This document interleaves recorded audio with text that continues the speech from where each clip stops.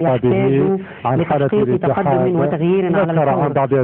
جاء على لسان المتحدث في البيت الأبيض أيضا أن الرسالة التي أبلغها الرئيس باراك أوباما بكل وضوح للرئيس حسني مبارك هي أن الوقت قد حان. لا نقوم بخوض نفس المعارك التي خضناها في السنتين الماضيتين، وبالتأكيد نحن سعداء أن نتحدث إلى أولئك الذين يريدون تحسين هذا القانون، لكننا لن نعود إلى الوراء وإنما سنمضي إلى الأمام.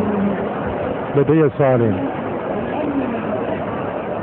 هل تعتقد أن هذا يجب أن يكون نداء صحوة ليس فقط لمبارك وإنما للدكتاتوريين عبر العالم؟